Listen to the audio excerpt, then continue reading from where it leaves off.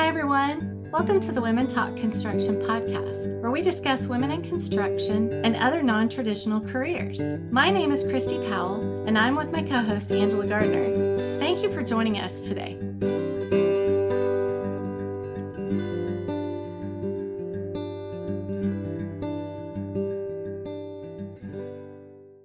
Hi, my name is Christy Powell. I am with the 84 Lumber Company, and we are Women Talk Construction.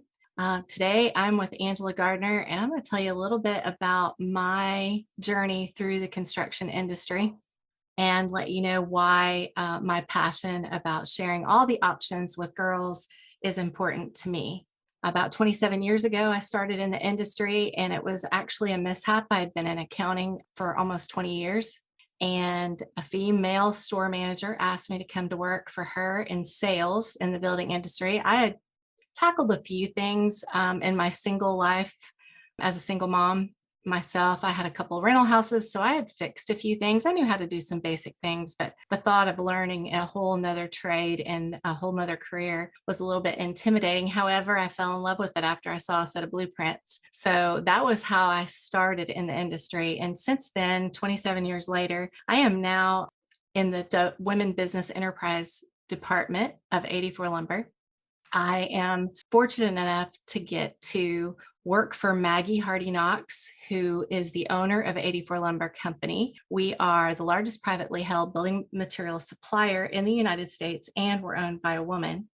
That being said, as the one who gets to get up every day and talk to women and minorities in the industry, I've had the opportunity to be able to lift women up in our industry. And as I have had conversations with a lot of folks, it has been really great to just share their journeys and hear their stories. And that's really what this Women Talk Construction is about.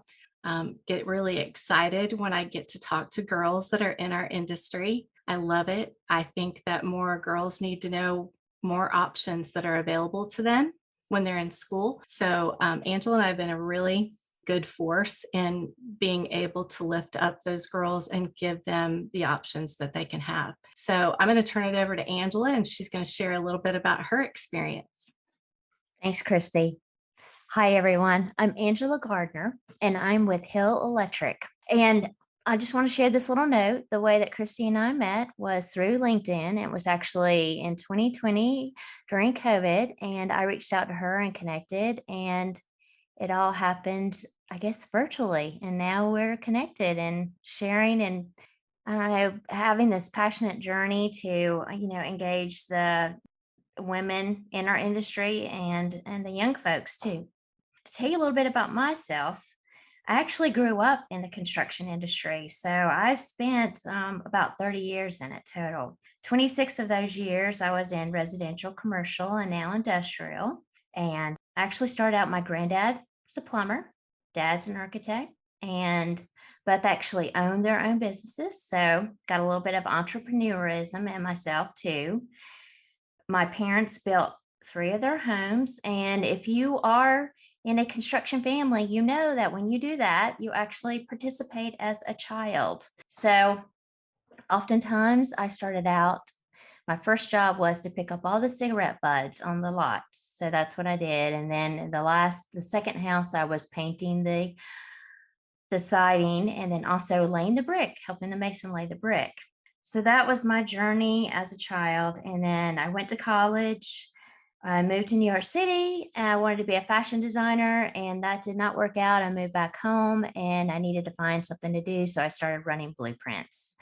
And that was my start to actually getting into the construction industry. I worked my way up in my family business. I was there for 18 years. I ended up running it for 8, which was a very great experience. And like I said, I've worked in residential, commercial, and now industrial. So that's a little bit about me. But I know we have a lot more to talk about, Christy, right? Yes, absolutely. So I have a question for you. Did you work for your granddad when he was a plumber? I didn't, but what I did was I always helped my grandmother cook and bake, and that was helping him, right? Because he Right. came home for lunch and we all sat down and had lunch together. That's Um, cool. and my grandmother did the bookkeeping, so I got to go out there and spend time with her and meet all the guys. It just is a great experience. Yeah, it is a great experience being in our industry. I didn't share a lot about my journey in 27 years, but I can really relate to what you were just saying, that the whole industry, the folks that are in the industry are so heartwarming, Yes. and they're very inclusive as far as, when I got into the industry, there were several builders that really just took me under their wing and Mhm. said, what can I do to help you learn? And, because of that, I'm here today. And they were willing to do anything to help me just get on the same page with the construction industry. I was so new to it, but I love the fact that everybody were really excited to see a woman in the industry. Not everybody, but a lot of the builders were really happy because they know that we're really detail oriented, and they know Mhm. that we care about people. And that makes a difference, right? I couldn't go to bed at night if one of my loads didn't go out to one of my customers and they were going to have framers at the job in the morning, right? Mhm. So I think that men in general really did, especially in Indiana. That was Indiana at the time. I think they really appreciated the fact that I was ahead of schedule for them, and I kind of kept them on track if, windows were a long lead time. So that was really cool. I felt needed, right? Oh, yeah. Yeah, that was very cool. And then I got so far along, I was able to do some project management, which that was my favorite. Just figuring out what needed to be done tomorrow and to make sure that we were done on time and we were within budget. That's probably my it was probably my favorite thing to do. But I had some pretty amazing peers that were alongside me as well. And I can remember probably one of my fondest memories was job site lunches. And that's what made me think of it when you said you were making lunches. So I am not a cook. I would not be the one baking in the kitchen with my grandmother, but I did love to take the guys' lunch and just sit on the job site and eat lunch with them. That was very cool. And it's just such a cool environment, to be smelling the wood and seeing all the activity and then just hanging out and fellowshipping with people. Yes. Can you share with me maybe some of those things that these gentlemen did that lifted you up, your mentors?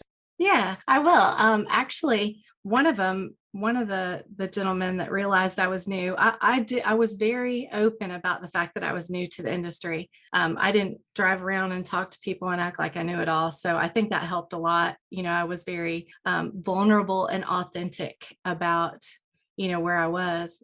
I told him I don't know everything, but I certainly will write down whatever it is you need to know and I will get you an answer. And they believed that.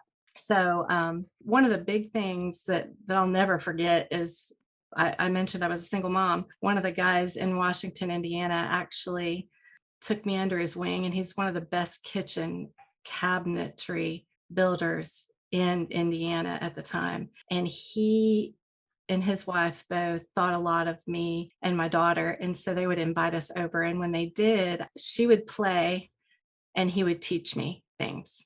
And that was so cool to be a part of their family. And that's probably what I admired so much about it is they were willing to take the time to mentor me, not only in my career, but also the fact that I was a single mom and they wanted to make sure that she was, you know, engaging with other kids. And we were more of a family type atmosphere, and I think that's what I love about our industry. I feel like most of the people that we meet are in that family mindset, right? Most people that are in the industry we're a family owned business. 84 Lumber is. Hill Electric is a family owned business, Mhm. right? Yep. Yep. And it really is a lot of family culture, at least in my industry. And just from the little bit I know about Hill Electric, Angela, I feel like that is definitely the same kind of values that Hill Electric has too. But yeah, that was my favorite. He started to teach me how to read a set of blueprints, and he rolled that blueprint out, and we talked about the exterior perimeter and the interior perimeter. Well, I was really good at math in school, so I knew what he meant without having a lot of direction. And he said, we've got to figure out the interior perimeter and the exterior perimeter. And I did it in my head because numbers have always been my thing. Like I love numbers. And he was like, girl, did you just do that in your head? I said, I did.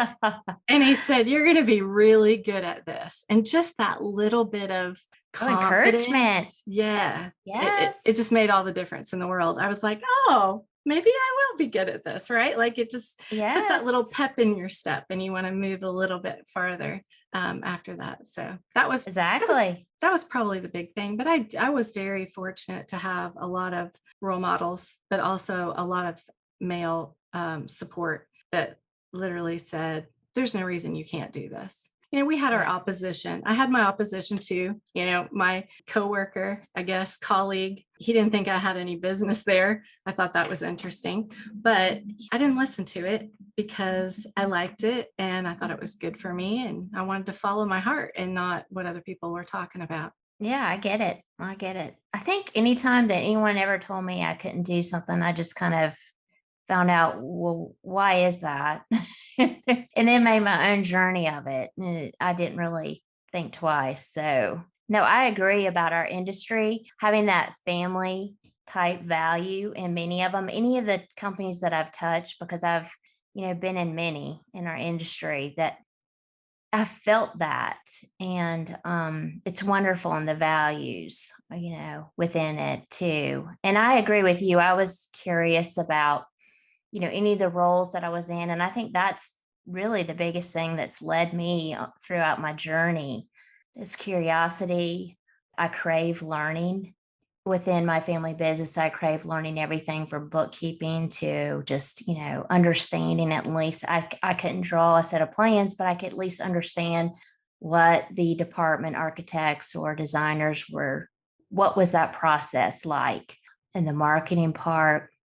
And then throughout my career, doing project management or business development, here's something that no one really knows, but I mean, I've never been a salesperson, but I didn't really know it until right now that really that's a lot of what I've been doing throughout my career is building relationships. And that is sales, Yes. right? That's really the best kind of salesperson Yeah. when somebody when I got into sales that many years ago, that was one of the things that really shied me away. I didn't apply for a job as a salesman. I applied for the credit manager position. I wanted to manage the stores in the area, in the Indiana area. And she just said, no, I think I'm going to put you in commercial sales. And literally my first thought of commercial sales was I was going to be that typical used car salesman that you see on commercials, right? Yes. And she said, no, I want you to understand that you are already, I was already had relationships with some of the builders in the area because I worked for a concrete and stone company. But she said, you're already friends with a lot of the builders in the area. And really, let me explain sales to you. You get to drive around all day and Mm-hmm. talk to your friends. And I was like, well, maybe I could do that then. And so I never did have that cold call salesperson approach. I always have had that approach of business development. Didn't know that's what it was at the time, right? Like you were just talking about. Exactly. Yeah. Right. I just, I drove around, I checked on jobs, I left my card, let them know what we were really good at. I felt like one of my gifts was being able to find out what people needed and to help them find it, right? Mm-hmm. So Yes, exactly. sometimes I would be able to find their need or help them support their need, or sometimes I would make really good connections for them so they could find their need. And that's what I fell in love with, is making connections that were valuable to people and just adding my own value to the table. And I know that's what you do because you add value to everybody that you know, Angela. Oh, well, thank you. I think it started early on when my mom and grandmother kind of said, listen, relationships are going to be the most important part of your life. And it just evolved and here it is. So I mean, that's the one thing I would tell our younger folks is make sure that you make those connections and build relationships because that's how your career will progress and you'll be able to help others. Right, right. And What I've been telling, we just hired somebody in our department, and what I've been telling her is no connection is a bad connection, right? Exactly. You don't pick and choose who you want to meet. You just kind of trust the process.